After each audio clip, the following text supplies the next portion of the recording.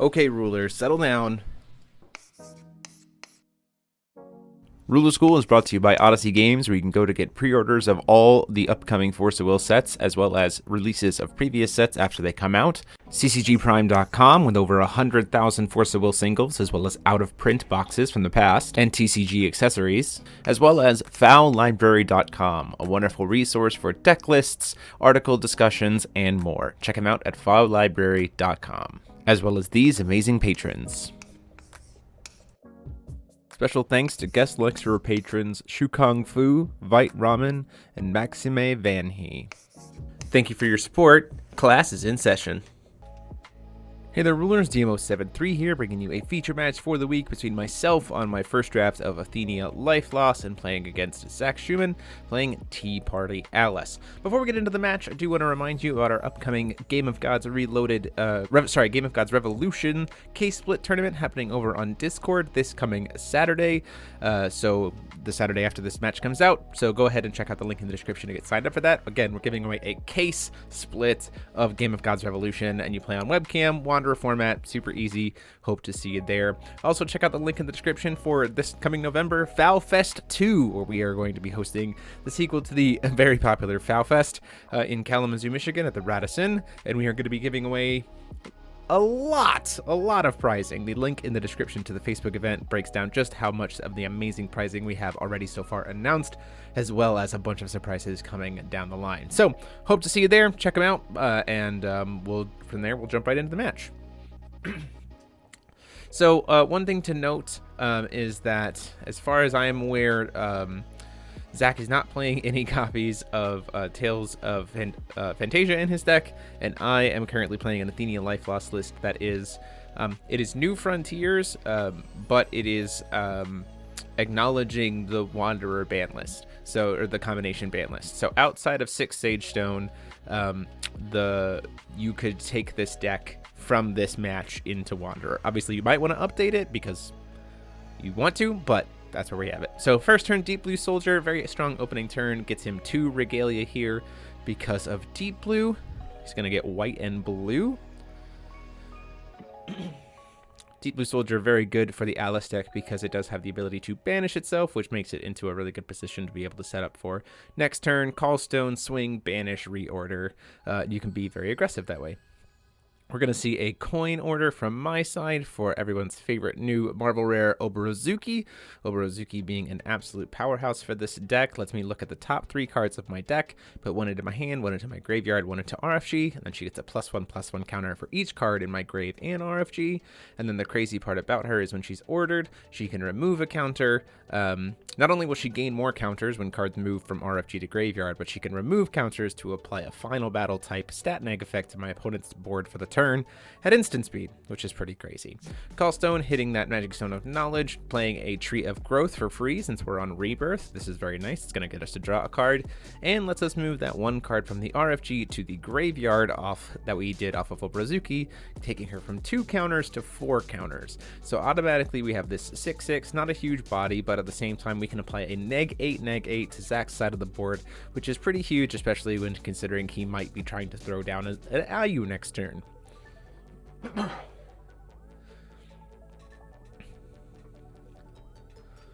So leaving that 1 stone up, you see we do have access to being able to potentially banish an addition there. I have Asmodeus' Attendant as well as Feasting to be able to have a Wallow in, since we do play additions in this deck. We see a 6 Sage Stone come down.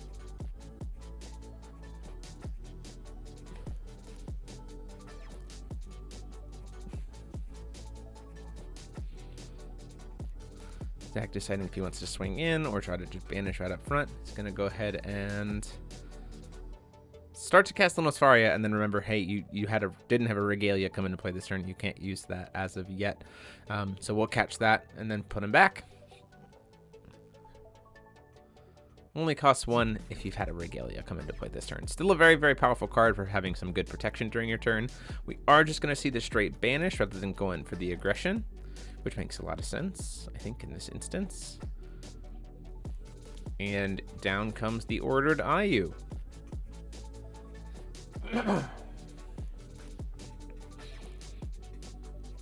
So So this is the exact position we wanted the counters on Oborozuki for. With 4 counters, we're at a much better position to be able to kill the Ayu. If we only had 2, we wouldn't have been able to kill her before she gets the Regalia. So before any of her enter effects resolve, to either make Regalia and draw a card or produce will off of being ordered. So while he's only at 1 will, we're going to go ahead and remove probably all 4 counters. I guess we'll do this first. We're going to try to... one at a time, remove a counter to apply a neg, and then another neg, and then another neg, to try to apply that neg 6, which will be enough to kill the Ayu, since she's only at a 6/6.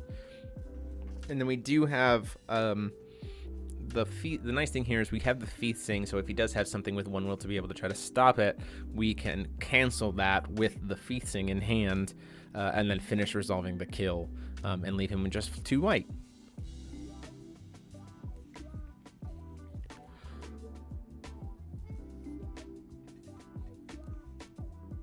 Ultimately, does not look like there's much. Oh, he does have the white Regalia, so technically he had 2 will there, so it doesn't work necessarily as much. He is going to just go ahead and let it resolve there. He had nothing to be able to protect the Ayu.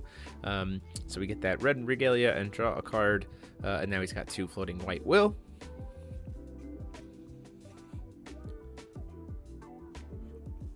One of those probably going to get used for the Lunos Varia.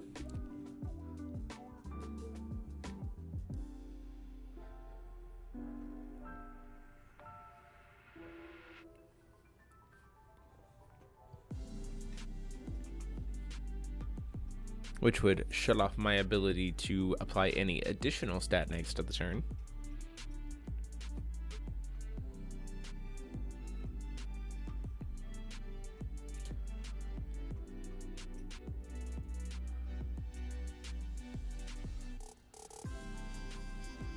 Yep, down comes the Lunos Varia for 1. It's going to get them to draw a card. And also, again, like I said, it removes, during his turn, everything I control has no abilities. Down comes a Regalia Beast with the other white will pointing out to him. In response to the cast, though, we're going to go ahead and do Attendant of Asmodeus discard effect to go ahead and force him to banish the addition. So my Oborozuki is back to having full abilities, and then the Regalia Beast is going to automatically die because of the stat neg from Oborozuki. Unfortunately, a little bit of a misplay from Zack there.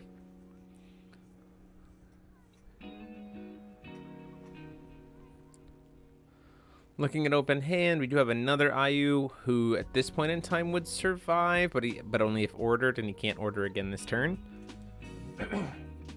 So we're just going to pass and leave 1 will open. Up comes the 6 Sage Stone. Paying 1.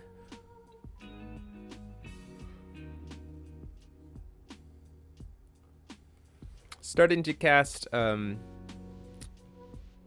Enters the Game of Gods here, but recognizing that the complicatedness of Athenia is that if she's flipped, you always want to move from let me fix it here in a second. You see me start to draw cards, and I go, wait a minute. If you're on the flip side, the ruler side, it's always moving from RFG to the graveyard, and it's always rebirth. If you're on the front side, then you're moving from the graveyard, and you're getting the death.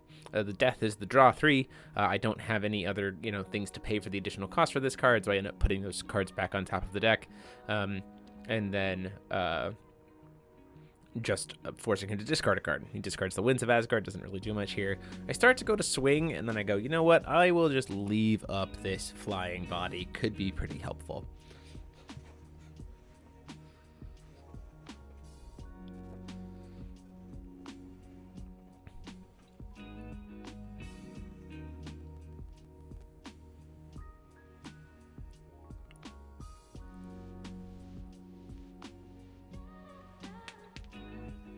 Zack did have another Ayu in hand there.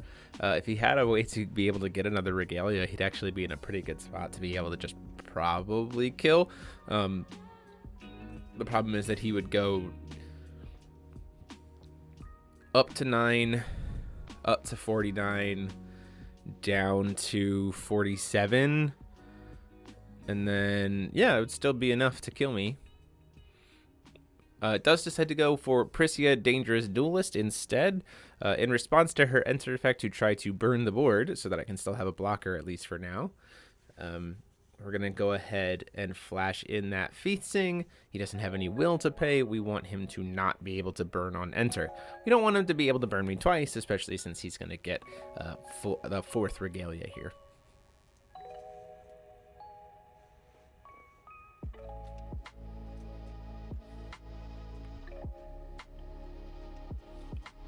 Does grab the green Regalia, calls stone, hits a 6 Sage Stone, so now he has a bare question.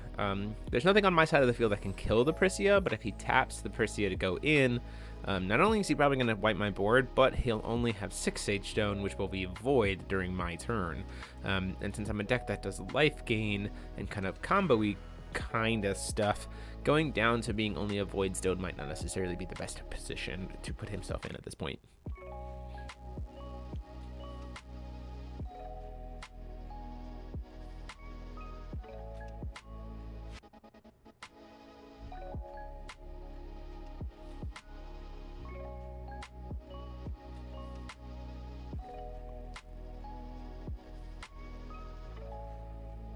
For Regalia, we're double checking exactly what the stats are, and the fact that she's got Pierce. Explaining to Zack that if he swings, he starts to go to swing an Oberazuki, and just for the sake of kind of explaining to Zack how Pierce works, just as a reminder, he has to attack me, and I have to block it in order for Pierce damage to go through. Because if he attacks the Oberazuki, nothing's going to happen. We're just going to bounce off of each other. Or sorry, he's going to kill me. I think Oberazuki has the ability to be able to kill the Prisia as well. Because of that, we're going to throw the Feasting out of the bus after giving it the stat neg, because we don't want to give it Bane and Drain, or we don't want to give it Bane. So the Pierce damage is going to go through, leaving him with just the Prisia on board, and then he gets to roll 4 dice because he's got 4 Regalia.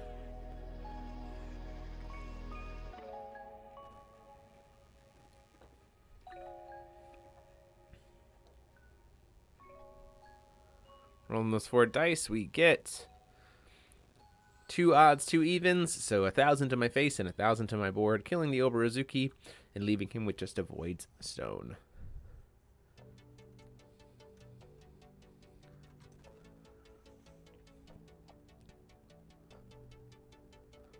Drawing for turn there. Thankfully for me, before we get started, we're going to go ahead and remove 3 cards from their graveyard to cast a Bone Field, Arena Expansion, Flourishing Bone Field, to make him lose 5 life, have to discard a card, and banish a Resonator. He doesn't have any Resonators to banish, that's okay.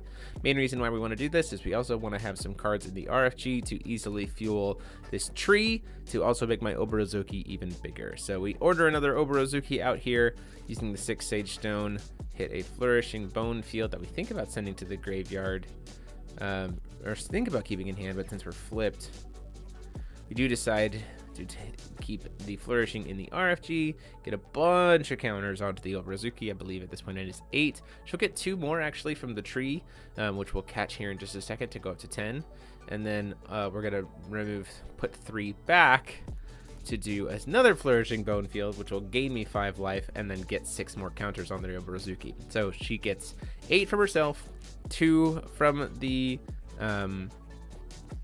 token, or 2 from the tree, and then another 6 from the cost of Arena Expansion Bone Field, which I forget to put on her here, but ultimately would have given her another 6 counters there. So you get 16, so you get 18. And we're going to go ahead and pay 2 for that Attendant of Asmodeus. Attendant of Asmodeus is really good here because it's going to remove the top 5 cards of my deck from the game and then recover my 3 stones.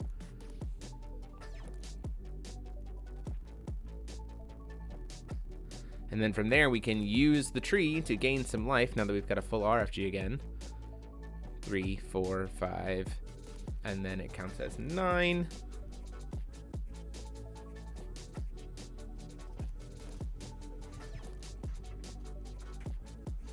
Because of Necromancer, it counts as 9. So we get to gain 9 life, but it still only counts as 7 cards. But because of that, we put 14 counters onto the Oberazuki. So So she becomes absolutely gigantic and has this amazing way to just apply a huge stat neg to the board on his side. It might only be 6, so it might be an additional 12, so going up to 22 total counters.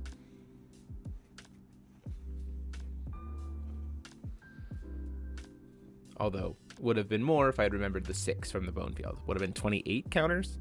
So you can see just how quickly Athenia is able to generate those counters on the turn that she comes into play to really control your opponent's board state pretty heavily.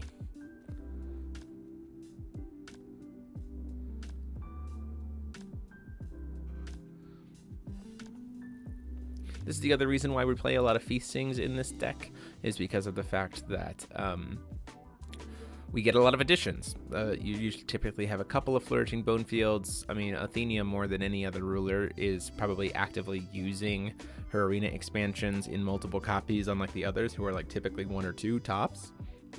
But Athenia doesn't mind sticking as many as possible because they provide immediate effect and also, you know, kind of create this cascade with their other effects. And then, like I said, you know, the trees. So you have just so many additions that it's worth playing the Feasting, because also Feasting allows you to be able to unorder her. So you can switch back and forth between rebirth and death kind of as needed, which is really, really helpful.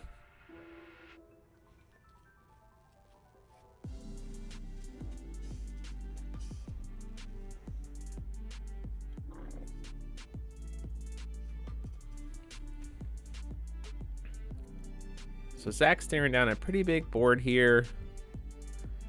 Athenia staring down as a, Obrazuki currently sitting at a 24-24 to his 9-9 Prisya.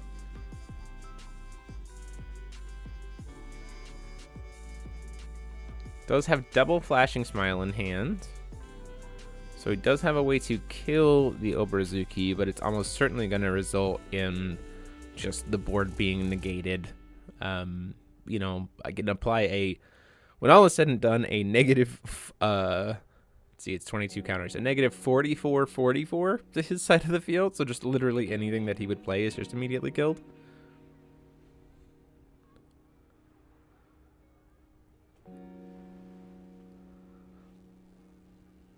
Swings in for 9 with Prisya. We go into the block with Obrazuki. And just for the sake of, again, kind of reminding that he could have just floated the wheel before he swung. He has 4 floating white here.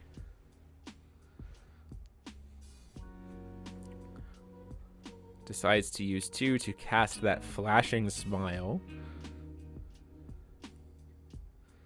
And I say, before you draw that card, let me count how much damage it be. He's currently got 4 cards in hand, so if you draw, it would be 15 damage. Which, if you go to 9 plus 15 is 24, so it would still pierce through the Obrazuki, which we don't want. We don't want him to be able to roll those dice. So we're trying to figure out a way to keep that Obrazuki alive.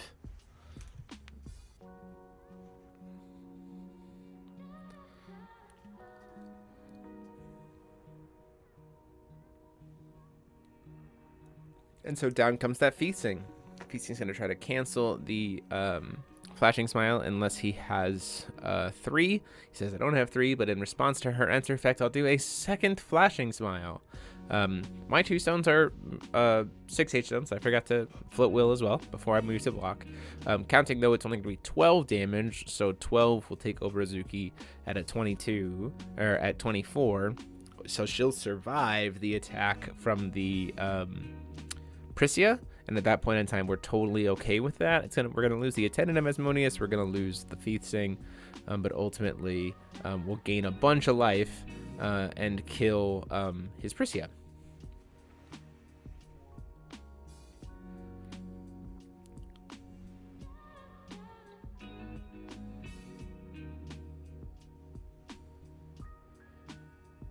Going up to 6,400 life at that point.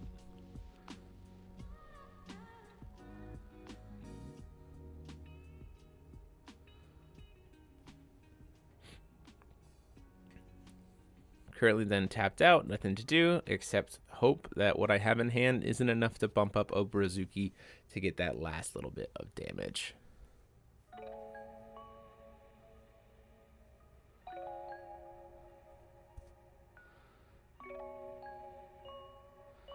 Going into my turn, we're going to call another stone. Maybe not, though we should do it first. We hit a Tree of the Dead. We don't have a Tree of Decay. It makes him discard a card. Ultimately, we can't remove anything from the graveyard right now because we are not on that side. We do see a Ragnarok Stone. Pretty unfortunate to be able to try to do a follow-up play that turn.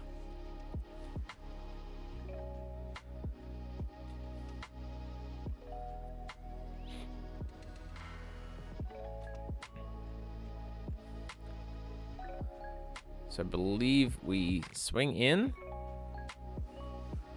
Take him down to 11 and then pass. And then because we know next turn we're going to be able to do some pretty cool things before he even recovers, we're not really worried about anything he's going to do on our turn particularly. We're going to go ahead and apply a -40 to his side of the board, just to make it so anything he's going to put into the field is just immediately going to die. And if he kills my Oberazuki, that's great, because that means he immediately dies to Tree of Decay. So it sets us up to be in a pretty good spot. Ayu's going to come down, immediately die. He'll be able to draw cards or anything else like that, but ultimately none of his creatures are going to stick this turn unless they naturally have Eternal, and even then probably not going to do much. Does call Stone, hits a Amadeus Crystal.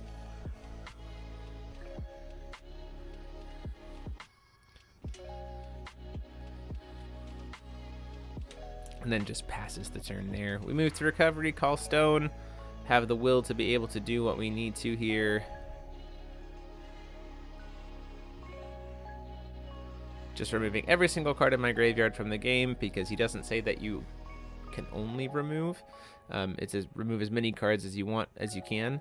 And then to play Mikage Seijiro, but we just wanted to pay cost ultimately, because now we want to gain all that life back off of a Tree of Decay, or Tree of Life, which will then just put a bajillion counters onto Oberazuki again. And then we could just swing in for lethal that way. 1, 2, 3, 4, 5, 6, 7, 8, 9, 10, 11, 12, 13, 14, 15. She gains 30 +1/+1 counters. And then she will just swing in for the grand lethal after being at 10,600 life. And from there we move into game 2.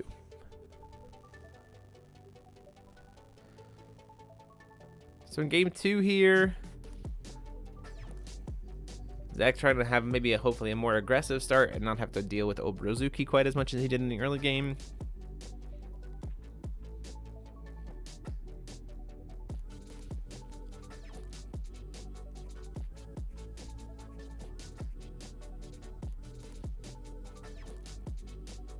Chose to take the play, which I think is very interesting. Does hit the 6-stage stone though, so it can get aggressive if he wants to.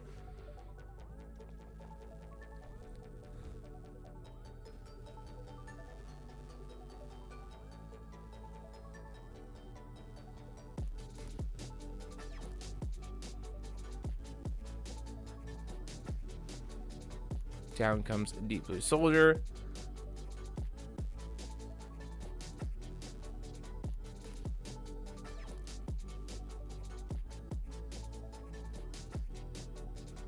And then just a pass. We do see a Magic Stone of Epic Stone of Knowledge here. We're gonna go ahead and use the coin from Mikage Seijiro just to remove some cards.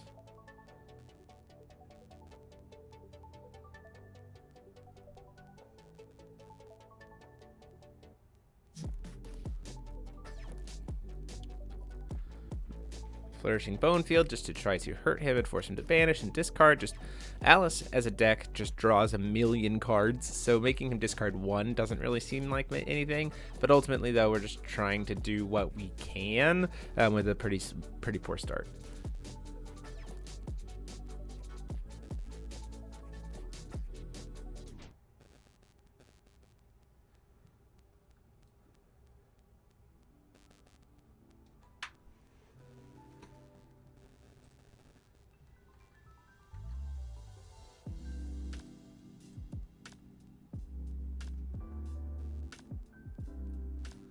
Down comes that Regalia Beast.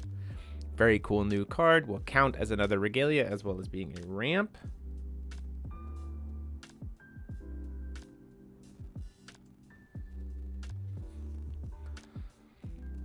And then can swing in with this Yeah, swing in with the guy. So he's currently swinging in for 7 because Regalia Beast actually has the typing of being a Regalia. So now he has a wind will, and he has paid for 7 down to 33.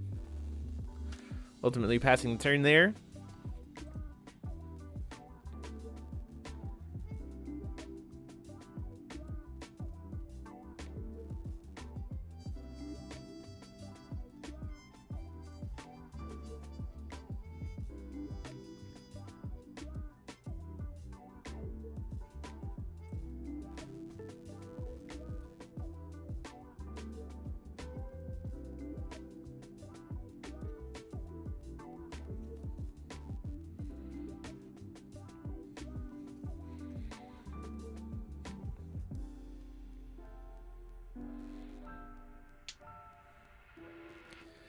And then having to pass, unfortunately, on my turn, really not much, just a pretty poor hand. Unfortunately, you see that Obrazuki got milled.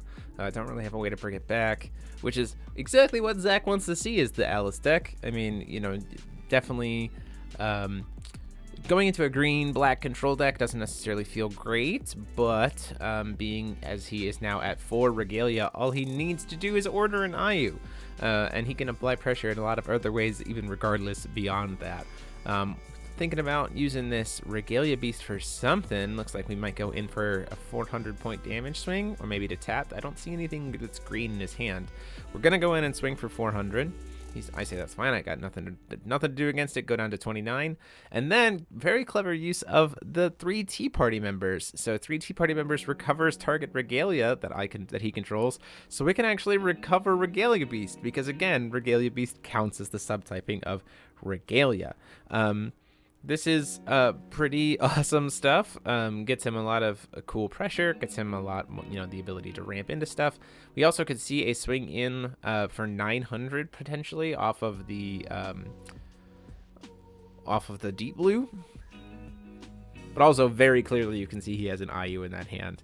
And so if he has anything to be able to protect the Ayu, he's in very, very good shape.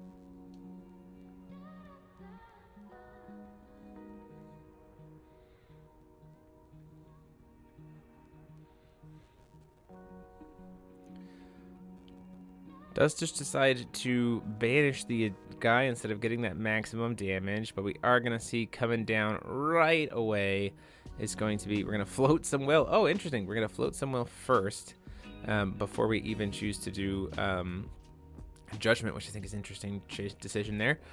Down comes that Ayu. Ayu is going to get him that black Regalia and very quickly try to kill me. So we're going to respond to the effects to try to get a Regalia here. We have to order out the Feasting. We're doing it before he's produced will, so we're trying to cancel his ability to get that extra Regalia. We're saying, hey, unless you can pay 1, you're gonna have to you're not gonna get that 5th Regalia. Unfortunately, not seeing this would have been really nice if I had seen a Tree of Decay, because it would have made him pay 2. He's going to use Regalia Beast to pay for it. Says, yeah, I can pay for it. And then the best thing we have is, you know, just see maybe if we've got something else first. We're going to go ahead and unorder the Feasting to draw another card. Go back to Death side. See that we did not draw into anything good. So we're going to flash in another Feasting to say, hey, we're going to cancel that Regalia trigger unless you pay 1. And he'll pay 1, but then it's fine because Ayu pays for itself and she flies, gets the 5th Regalia type, pays the 2 white will, kills me, and we move on to game 3. So moving on to game 3 here, Athenia back on the draw once again, having gotten resoundly Ayu'd to death in game 2. hoping to have a little bit of a stronger start, just more of the Athenia pieces getting underway. And as you saw, just how good the Athenia deck can be at controlling the board state with Obrazuki. Like, just being able to control that board state so effectively is absolutely gigantic for this deck. It doesn't even have to be aggressive, you know, it can swing and deal a lot of damage, but like you saw, just the ability to move, move things back and forth just generates, between the graveyard and RFG, generates so much value for Athenia to be able to close out games. Turn 1, seeing what action is gonna come out of here. Looks like we have double Flashing Smile, Ayu, Tea Party, and Prisia. So unfortunately, not really much of a turn 1 there, even post mulligan. You can sit to a Tea Party to be able to invest into some stuff, but ultimately, probably this first stone is going to do not much, which works out because it's Amadeus Crystal, so it's not even going to untap, meaning we can't go for the play there.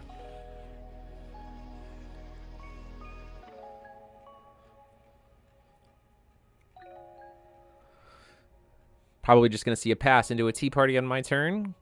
And we once again do the same setup. This is going to look very similar to game 1. We're going to immediately order out that Obrazuki. With 1 white, there's probably not much that he's going to be able to do to stop me here. So get to peek those top 3. 1 in grave, 1 in hand, 1 in RFG. Get the 2 counters onto her. And then just like that, able to call stone, because we want to have will before we try to take any more actions. Play Tree of Growth. Once again, move the 1 card from RFG to graveyard, get 2 more counters on the Obrazuki, go up to 4, and gain 100 life, go up to 41. So sitting already really pretty here at will to interact, +1/+1 counters to manipulate the board, just all kinds of really good stuff here. Especially since 1 counter is -2/-2. It just creates a really uphill board state. And there we go, like you said, the Tea Party before the decisive duel. Coming down there to kind of pseudo float the will into the next turn.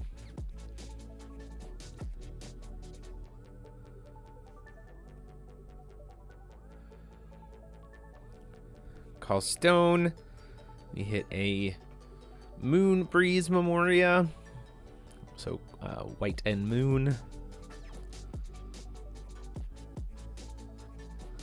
Unfortunately, not hitting the 6 Sage Stone there is a little unfortunate, but we need to start ordering to generate those counters, or those Regalia.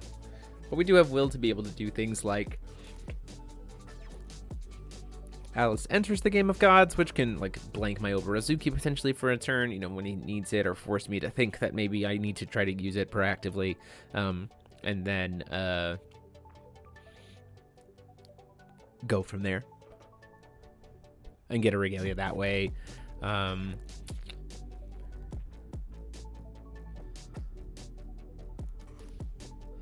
Talking about how Tea Party exactly works. Specifically, he has cast it, so that will does get to go through.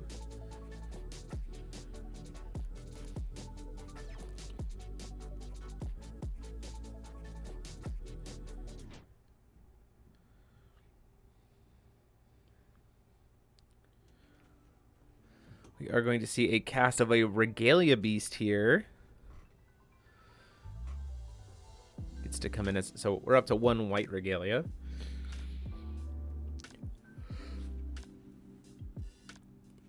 Just to try to get some cards out of hand and into grave in the upkeep, make use of this will. We're going to go ahead and pitch an Asmodeus, a Tentative Asmodeus, to force him to banish in addition. He doesn't have any, and it doesn't target, so it's just something I can use. He does say before recovery, though. We're going to go ahead and take advantage, use the beast here to do a Flashing Smile. It does get the Obrazuki off the board. Unfortunately, it does tap him out before I'm about to move to recovery, which is a little bit risky, but we are going to go ahead and apply the -8 to his board state here. So it does cycle up to a card, gets rid of his Regalia Beast, kind of resets him, and then goes into my turn. The problem here is that I had a second Obrazuki in hand. So this is honestly killing the 1 Obrazuki, kind of set him up for a worse one, because now we're going to have more cards in graveyard to be able to kind of mess with things. see we are going to potentially keep the Flourishing Bone Field. We do see we have the Tree of Decay, which we'll be able to cast there. So we're going to keep that. Knowing we can't cast Flourishing Bone Field for free right now, we're going to go ahead and remove that and then get a Spirit of Decay into the graveyard. We get 6 counters.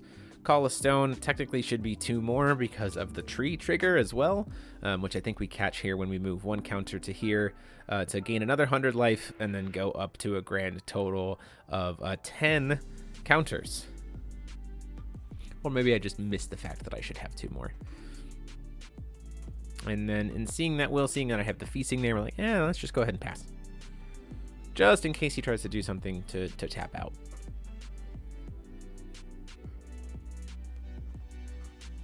Or in case he decides to go to a tap out Tea Party. That's the other thing too, is hey, you don't have any floating wheel, you try to go activate Tea Party, we'll Feasting that Tea Party and prevent the recovery and draw a card. And also just steal that resource from you. Could be pretty good.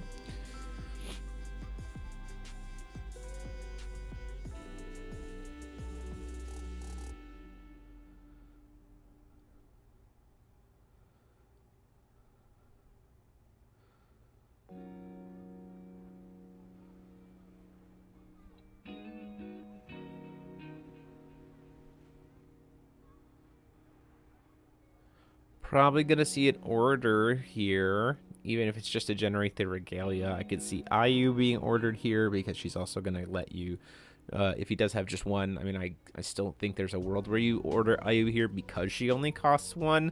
She'll draw you a card, she'll get you a Regalia, she'll produce 2 white will, and so you'll still have like follow-up potential play there. Ultimately, that kind of comes down to whether or not Zack wants to be able to have to call Stone this turn. I mean, even with some removal, like the Overholts is going to kill the IU practically immediately. There's no stopping that. But again, it is kind of worth it. Ultimately, hitting 6 Sage Stone here, so now we're certainly in a good spot to be able to potentially make some plays. Either way, though, Overholts being able to apply that stat neg to his field is certainly not great. You do see he does have the second Flashing Smile there in hand, which is pretty good. Hitting a 3rd stone there. We now have Magic Stone of Knowledge up for will.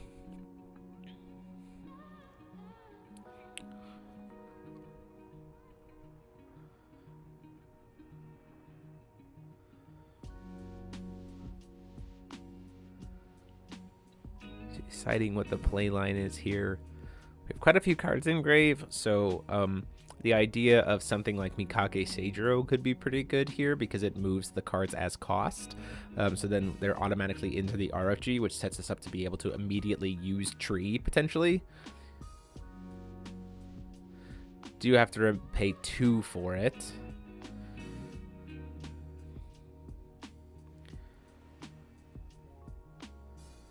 Casting the Mikage Seijiro. This is unordered, but the whole idea is to just try to get cards as part of cost to the RFG so that we have this instant speed ability to regain life and put more counters on the Overholts should he try to go in for a kind of messy play to try to remove them. So we're going to go ahead and swing in. He says, I'll respond to that. Floating 1 white. Using that Tea Party effects.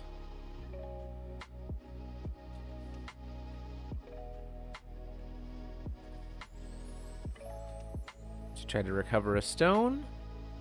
Looks like we might be seeing, I think I actually saw Delphinius in hand. So he's going to get to cycle and draw here. He's got the stone recovered. He can use the other 2 white stones if he wanted to be able to then, because he's probably not going to tap the block and leave up a 5-color will here to now cast that Delphinius, which would destroy all my flyers and draw him another card. So we would draw 2 cards. Delphinius just produces a lot of value, especially when ordered. So Delphinius coming down here at quick cast speed because of the Tea Party. Ooh, does decide to use the 6 Sage Stone here. So Delphinius is going to destroy all flying stuff and then draw a card, and then he's also going to make a Regalia and draw a card. So we're going to go ahead and remove, I mean, we have nothing to stop that, so we are going to go ahead and remove all of those counters on the Oborozuki. It's just a matter of, do we have something? We'll go ahead and say, look, you're killing my board, let's kill your board too. Which honestly might not be super great, because like Delphinius doesn't really have a way to unorder itself. So we're kind of doing some work for Zack for him, especially setting himself up to be able to cast an IU. Ultimately, though, it's a big old flyer, and we don't want to take the damage because we know we can just get even... if we take too much damage, we can even be one-shot by a... IU with, like, minimal counters. Or minimal Regalia. He only needs 2 to get the plus 1,000. Playing that Tree of Decay for free. Gonna go ahead and drain him for 200 life with Tree of Decay. Set us up for being able to next turn do some pretty silly things because we have that Feasting.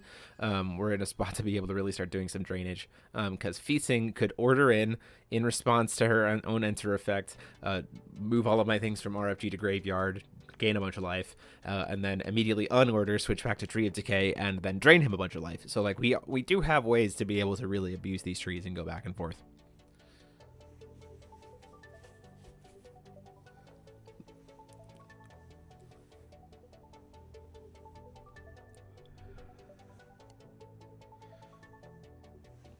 Does look like we're going to see another Prisia come down here.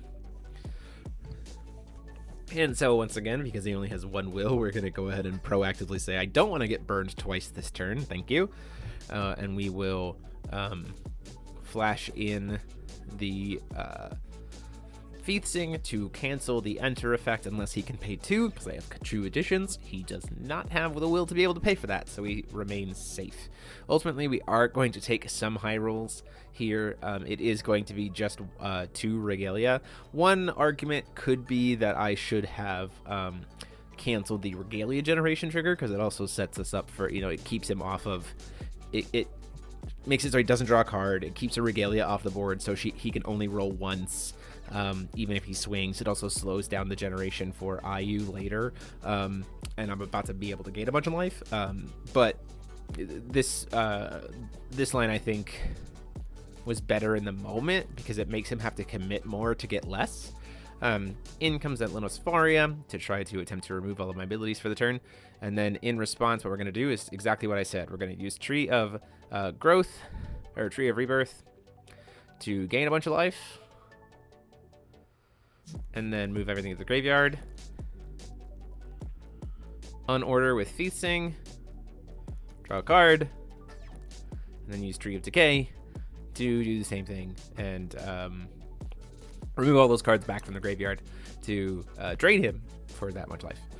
So a little bit of a life point swing there before I don't have abilities anymore because of Linosfaria, which draws him another card. And again, I'm definitely going to take the damage from Prisia and her... hit to my face because of the fact that she has Pierce.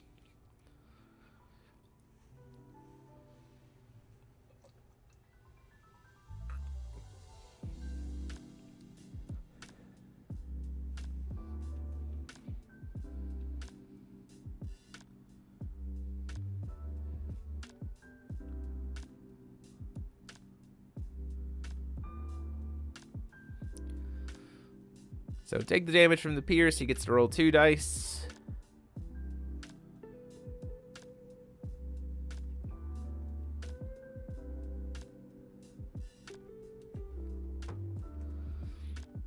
I think he hit 1 and 1 again. So another 5 to my board and another 5 to my face. Those perfect even splits.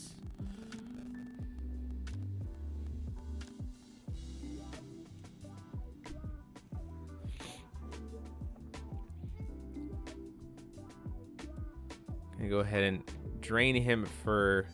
We think about draining him for 1 and up before recovery, but we're like, wait a minute, no, let's do this instead.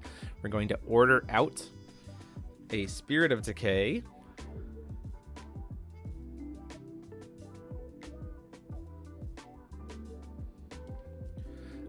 And then in response to Spirit of Decay's ability to drain him for a bunch of life, we are going to move all of the cards from my RFG back into the graveyard with Tree so that we have more stuff.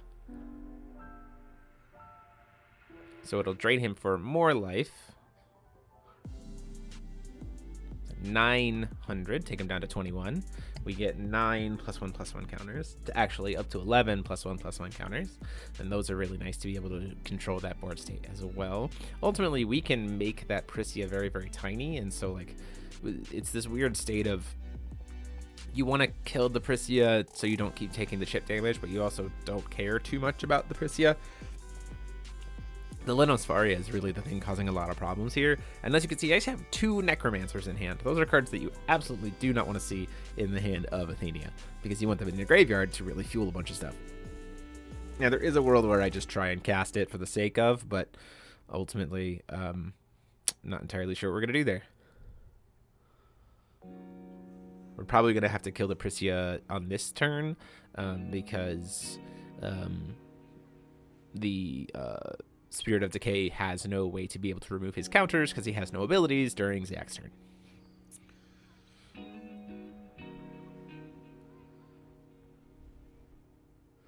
go ahead and kill the Prisia, get that off the board.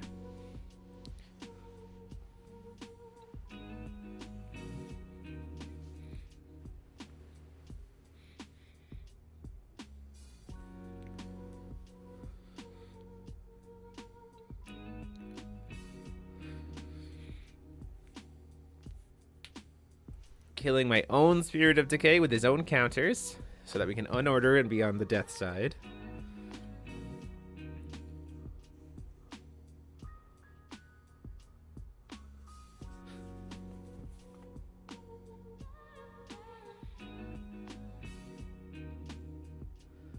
See, we do have an Athenia enters the game of gods here, which we could use to draw 3 cards, which could be very good.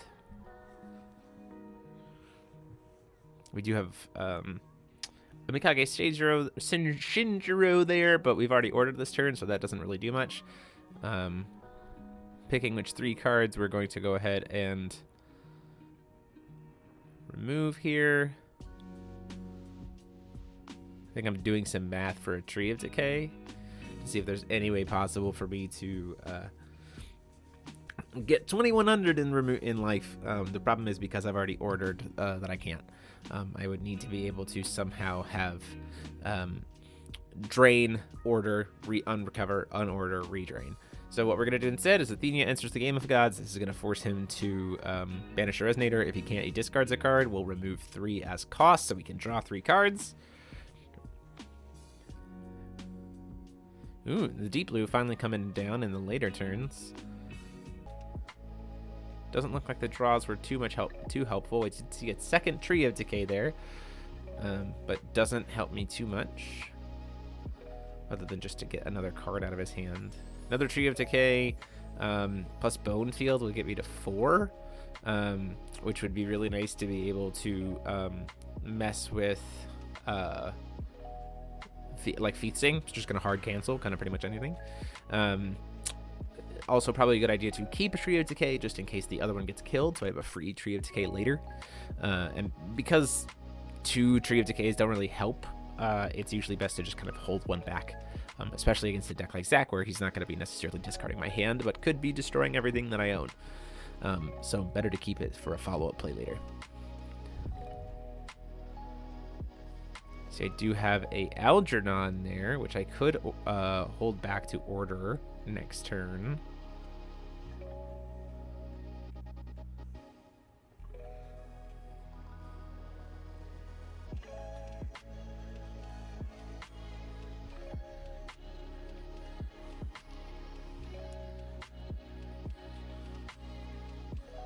Flourishing Bone Field could be good here. There was a world where if I had a Feet Sing, I go ahead and play the Flourishing Bone Heal with the RFG stuff, so that next turn I can do kind of what I did before. Flash and Feet Sing, try to cancel something, put everything back to the RFG, unorder, remove everything, and set myself up for some really, really good drain there. But ultimately, I don't think I have a Feet Sing right now, so I'm just kind of checking exactly what Lenosfaria does. Lenosfaria also does a really good job of stopping me from being able to do that, because the trees, everything else on my board during his turn is going to have no effects. It also means that I don't get enter effects, which means that even if I do have a facing, there's no canceling it. It doesn't actually cancel anything. So we are going to go ahead and do Flourishing Bonefield here. Going to drain him 5, force him to discard, and say, look, I can't kill you. I want you to have as few cards as possible in your hand because you're the deck that draws a million cards, and hopefully you just discard something that I want. And we'll do a second one, too. Get up to that 4, take you down to 11, and essentially say, like, hey, threatening lethal, and try to go from there. I do have something I can order to be able to protect myself potentially in the form of Algernon. But again, Algernon doesn't have an enter effect. Lunos Faria is doing a lot of really good work there.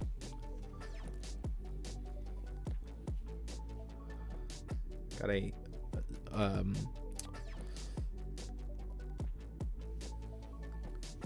couple of really good cards there.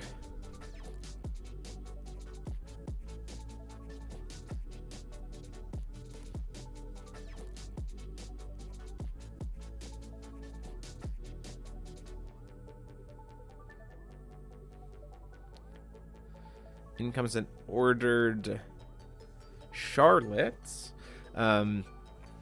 So we play this incorrectly here. Charlotte's X is determined on cast, so before he has 3 Regalia, we play it as if he's able to target 3 things because he generates the 3rd Regalia. That's technically a misplay on our end.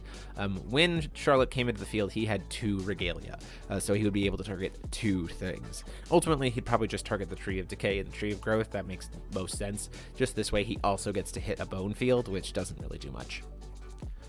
Just gets him more value out of it. And this is the exact reason why we saved that Tree of Decay. It's the work to try to keep ourselves alive. Calls the stone here, hits a 6 Sage Stone.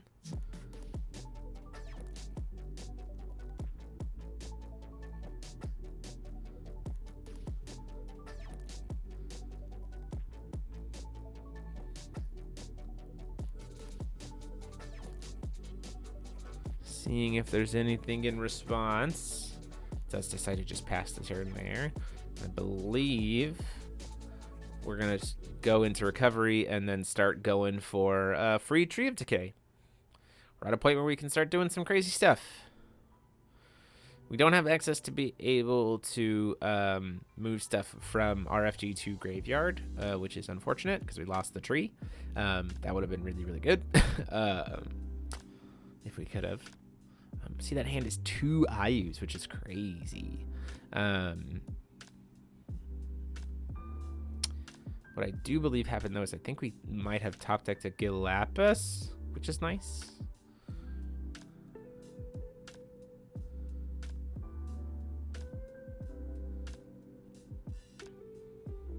Paying 1.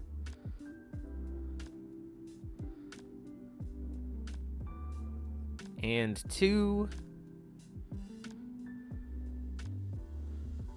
And just casting a Gilapis, I believe. Not even worrying about the order. So it's not going to drain him any life. Just going to try to mill. 1, 2. And I get to bring something back. Grab that Feath Sing.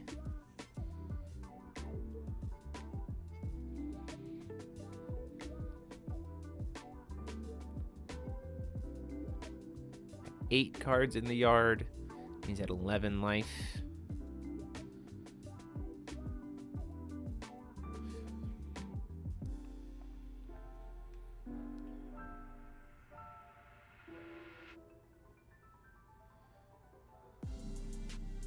Seeing if there's a way that I can indirectly get that that lethal.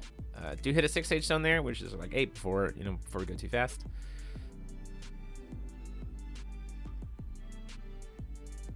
Mikage Shinjiro, serving to mill those top 4, which sets us up to be able to use Tree of Decay to find the lethal here. And because it's Alice, there's not really much he can do to disrupt my graveyard.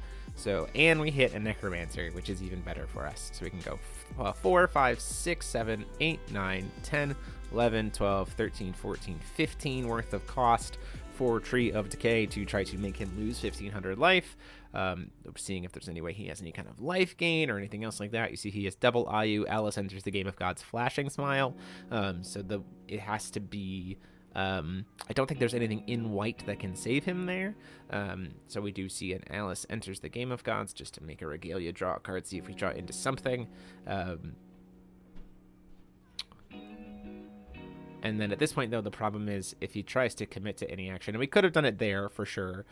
We certainly could have just ordered out a feasting in response, forced him to pay 2, and made it so that the only thing he got was that Alice enters the Game of Gods. But our thought was maybe if he draws into something, we'll just hard punish it. Goes to cast the Flashing Smile just for the sake of it, and at that point we have the feasting to be able to cancel it. There's nothing he can do. So that is the match. Hope you guys liked it. We'll be posting the deck list for the Athenia Life Loss later this week.